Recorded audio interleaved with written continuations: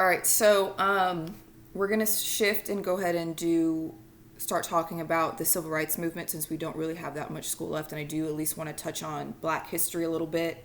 Um, it's important that you guys listen to these because I'm going to tell you what's going to be on your quiz for this section, and also because some of you are going to get the notes, like you guys can print them out or whatever, and then you'll be like, I can't see any of this stuff. But what I'm going to tell you right now is you don't need to take notes over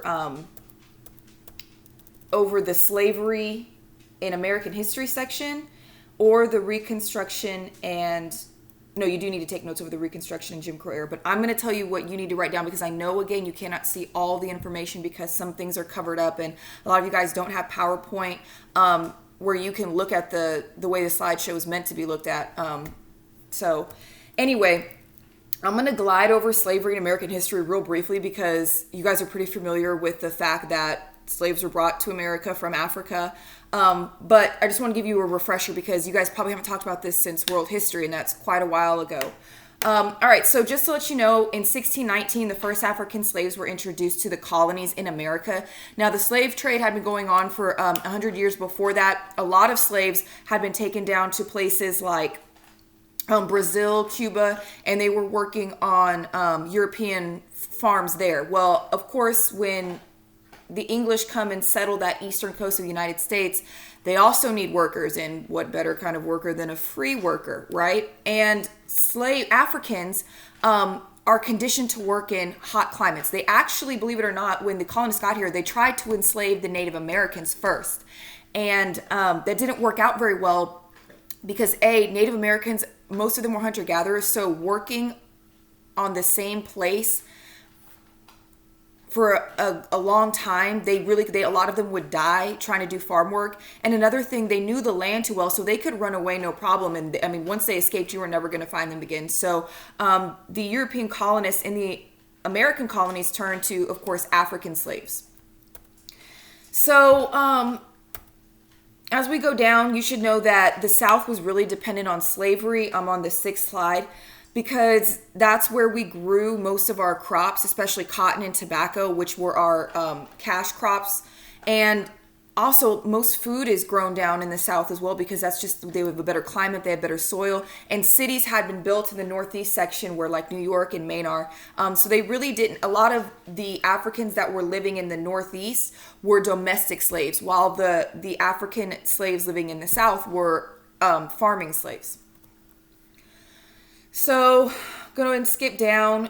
We know that in 1861, the Civil War started. I'm on the 8th slide. The Civil War started in this country and was predominantly over. Some people were like, it's over states' rights.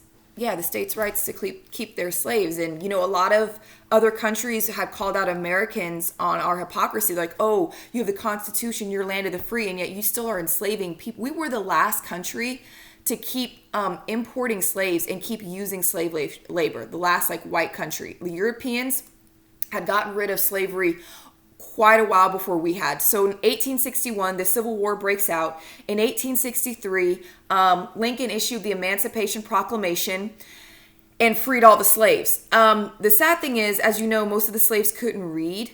And so even though he issued this Emancipation Proclamation, a lot of blacks in the South aren't going to be freed until after the war is over in 1865 because, okay, great, they hung the piece of paper saying you're free. Well, I can't read what that says. So that's pretty unfortunate. Now I'm on the Reconstruction and Jim Crow era. You do need, if you can't print the notes out, you do need to write down what the Civil War amendments are. It's the 13th, 14th, and 15th Amendment. The 13th Amendment ended slavery. We're no longer allowed to have slavery in this country. Okay. The 14th Amendment grants anyone born in this country citizenship. Okay, you are a citizen of this country and you have all the rights of a citizen if you're born here. So you can vote, you can own property, you can start a business, all those sorts of things. You can run for office. And the 15th Amendment specifically allows voting rights for the black people. Now, they're not going to be able to use those voting rights, especially in the South, until the 1950s and 60s because of, we know, the Jim Crow laws and the KKK keeping blacks out of power and keeping them away from the voting booths. Now, we discussed these two individuals, W.B. Du Bois and Booker T. Washington, and they took very different approaches to fight against the segregation laws that existed, especially in the South. Now, we know Booker T. Washington was more of a Martin Luther King kind of figure. He was like, hey, stay calm, try to assimilate, try to impress the white man with your skills. And W.B. Du Bois is going to be more like our Malcolm X, and he's like, no, we demand rights immediately. Screw you. We were promised these rights in the Constitution.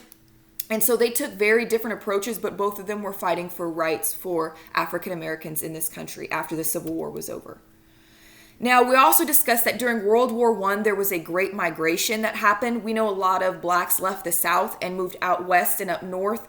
There were jobs up north. And of course, the West had, like in Kansas, had open farmland. And so a lot of them got out. They're like, it's not going to change in the South. This place is horrible. This place sucks. And so they got out while the getting was good. All right, so now this is where, if you printed out the notes, you need to write all of this down. I'm now in the modern civil rights movement. This is from 1954 to 1965. And we know that there were two types of laws keeping blacks separate from whites. And one of them are called de jure segregation. De jure is a fancy way of saying it's not a written down law, but it's an understanding. And those are like the Jim Crow laws. Those are like the laws where it's time to vote. And yes, the 15th Amendment says you can vote, but I better not see you at the polls or you're going to have some problems.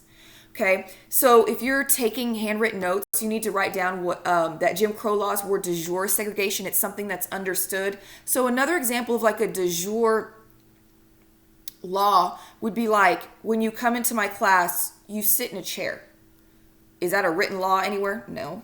It's an expectation that you understand. Okay. There's also de facto laws. These are actual, switch. I'm sorry. De jure means it's a law that's written down. I always get it mixed up. De facto means it's a law that's understood. So sorry. So de facto segregation is like when all the black people moved into the cities like Detroit and Chicago, white people were like, I don't want to be here.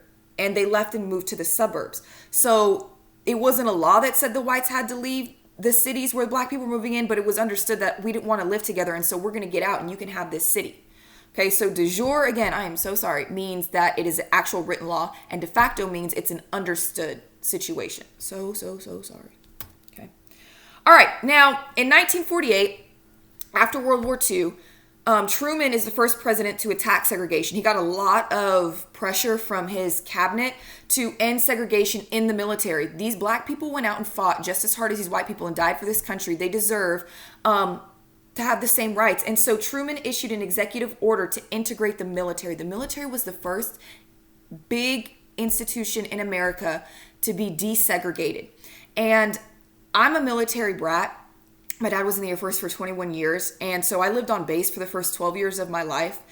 And you can tell that segregation ended in the military before it ended in regular society, because in the military, for one thing, everyone's married to like different races. I had one of my best friends growing up in Hawaii. He was Filipino and white. Another one, she was Hawaiian and like black. Everyone was mixed. Like living on base, race wasn't even a thing because everybody was mixed and everyone was cool with everyone else.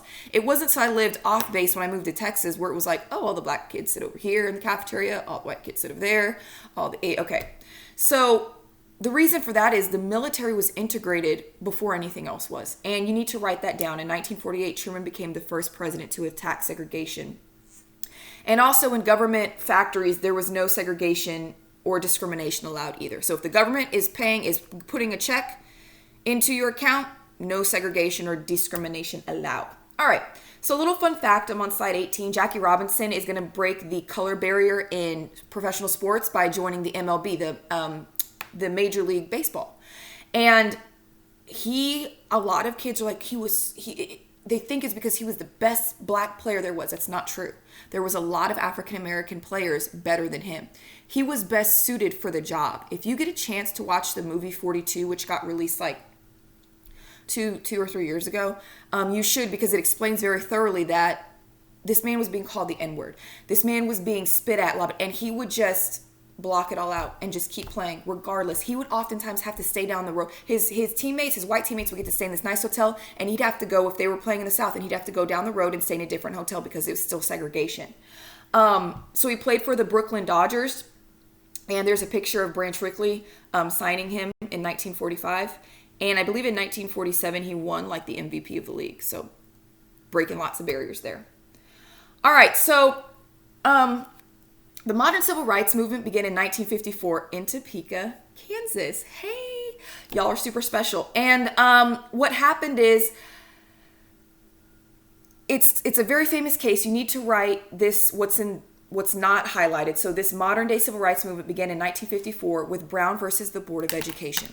Basically what was happening is this little girl, Linda Brown, had to go to a school that was like miles and miles and miles away from her house.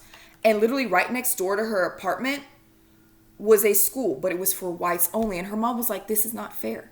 This violates the 14th Amendment. My daughter is born and she's an American citizen. She should have access to any public school in this country. And it's right next door. It's unsafe for her to travel into the city when she can just go to the school next door.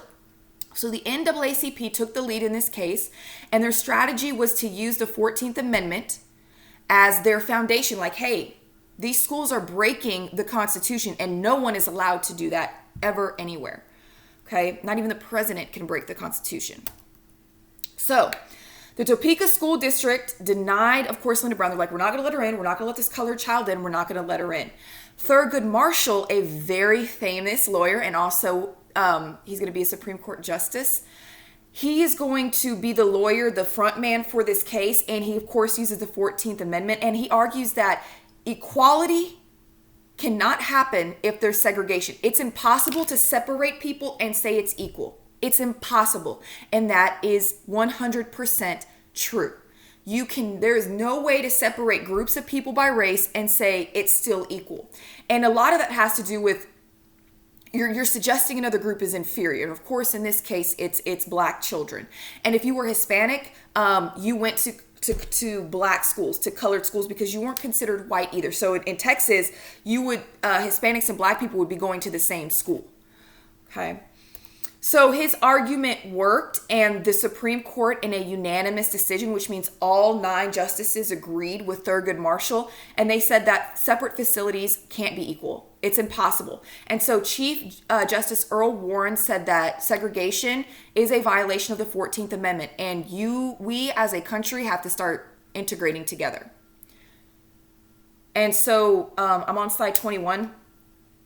You need to write that what's in the blue box right there, that separate facilities are inherently unequal. And so the black community in America and the NAACP won that case. And so this decision overturned the Plessy versus Ferguson case that the Supreme Court in 1896 said that separate was equal. Remember, he was 1/8 black. He sat in the front of the train. Someone knew his family tattled on him, and the Supreme Court said, yeah, separate but equal is fair. So we overturned that with Brown versus the Board of Education. So schools integrated very quickly in the North in places like Baltimore, St. Louis, and Washington, D.C. And these schools, when they integrated, these kids did better on tests and better on everything than when they were separate, because you learn things. When you sit next to someone that's not from your culture, you're going to pick up things that you wouldn't if you're just around the same people all day. And so these integrated schools were doing fantastic. Now in the South, they don't want blacks in their school, so they gonna protest. They gonna stand outside and they gonna say, my kid ain't going to a school where there's black people. And so the Southern states were like, no, we're not doing this. We don't care what you say. We don't care what the Supreme Court says. And Eisenhower, who was president at this time, we're in the late 1950s, is like, you can't disobey what I'm telling you. And so he would use the National Guard and the Army to force Southern schools to desegregate. So if you go to slide 24, there is the governor of Georgia, and he's like, the people of Georgia, he just comes out and says it like, these people are bold. They're like, the people of Georgia aren't going to comply with this decision. We're going to do whatever it's necessary to keep white and black people separate, and you can kiss my butt, president. Come try me. So these people are that resistant to integration. Okay. So, in a very famous situation, there's another governor. It's going to be the governor of Arkansas, and his name is Orville Faubus. And I'm on slide 25. He is going to call the National Guard. So, the National Guard works for the state. Every state has their own National Guard. And he's going to have the National Guard come out and block the schools and physically keep black kids out. And when Eisenhower hears about this, he's like, National Guard. He calls the army and is like, give me the biggest, baddest dudes in the army you can find. And I need them in Little Rock, Arkansas tomorrow. And so the army is going to go down to Little Rock to a high school, okay? And they are going to escort these 9 black kids. It's called the Little Rock 9. I'm on slide 26, and you need to write this down.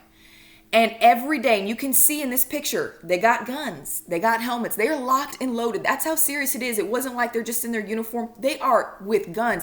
And they would walk these kids to class and stand outside the door and then wait and then walk them to the next class. And they would protect them all day long. And there's nothing anyone could do about it. When the army is there with their guns, what are you going to do? You need to get out of my class? No, I don't think so. Okay. But that shows you how desperate people in the South were to keep their way of life intact. They don't want equality. And you can tell that the North integrated much faster than the South. I mean, there's still parts of Georgia, Alabama, deep, I'm not real comfortable going there.